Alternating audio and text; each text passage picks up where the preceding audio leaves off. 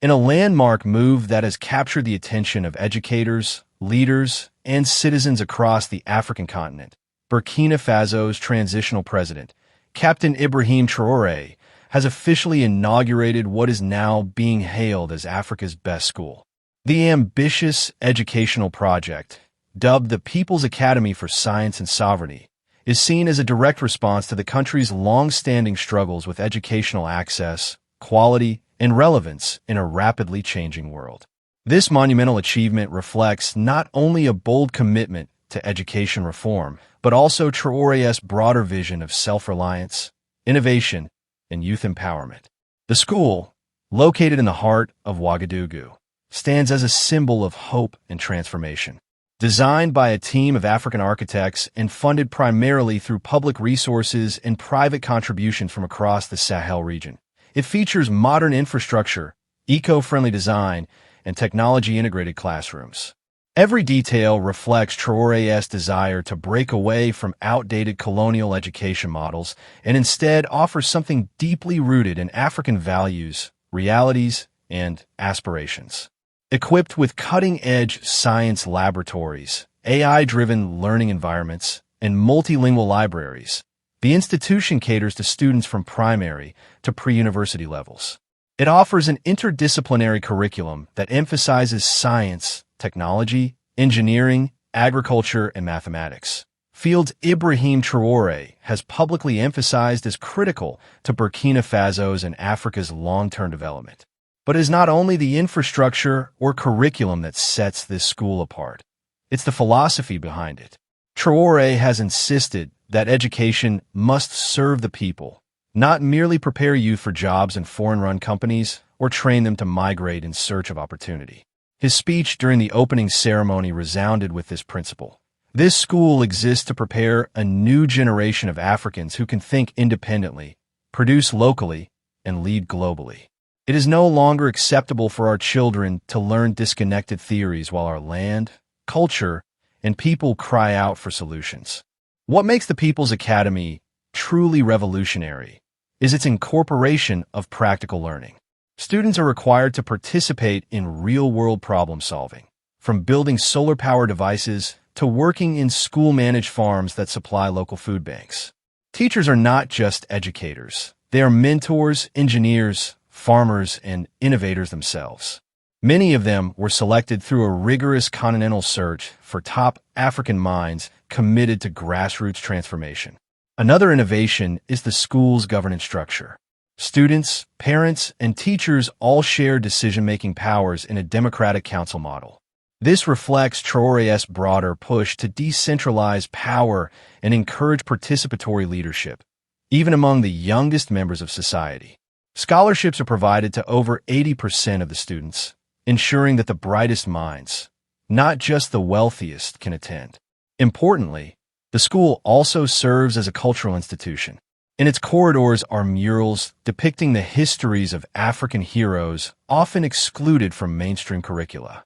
Class discussions include African philosophy, languages like Moor and Swahili, and indigenous science and medicine. We must teach our children to love who they are, where they come from, and what they can become, said Traore. The timing of the school's opening couldn't be more crucial. As Burkina Faso grapples with the dual challenges of insecurity and economic hardship, education has emerged as a critical battleground in the fight for long-term stability and progress. Traore's government, often criticized in international media for its radical departure from Western models of governance, has argued that true independence must begin with mental liberation, and education is the primary tool. Critics have raised concerns about the sustainability of the project, especially given Burkina Faso's financial constraints and political volatility. However, the administration maintains that education must be prioritized, even during hard times. No investment brings a higher return than the mind of a child, said Education Minister Bintou Sanu at the launch. The ministry has also released a detailed roadmap to replicate similar schools in other regions of the country over the next 5 years, with input from local communities. The international response has been mixed. While some Western institutions have expressed skepticism, education reformers across Africa and the diaspora have praised the initiative. Pan-Africanist leaders, in particular, see the school as a blueprint for what an authentically African educational model could look like. Already, delegations from Mali, Guinea, and Niger have visited the school to study its structure and pedagogy.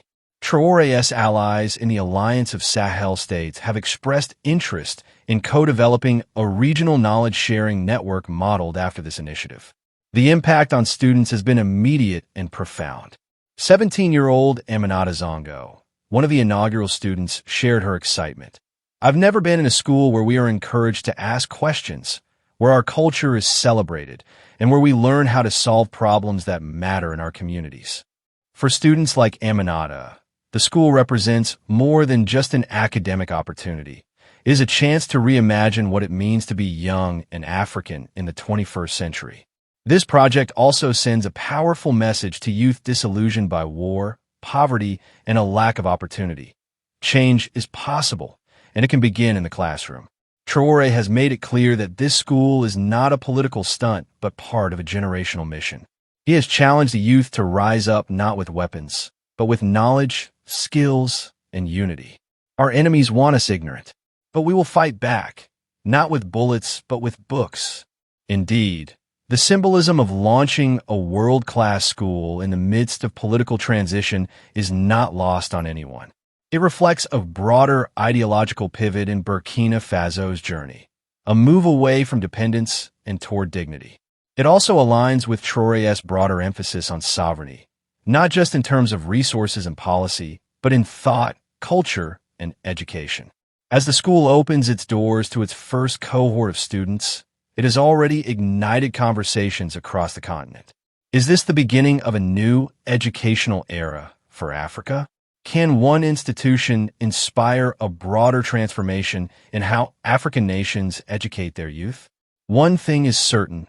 With this school, Ibrahim Traore has made a bold statement. Education, in his view, is not just a tool. It is a weapon of liberation, a foundation for nation building, and a pathway to a truly independent future. The People's Academy stands as a testament to what is possible when vision, courage, and commitment converge. It is not just a school. It is the beginning of a new African Renaissance.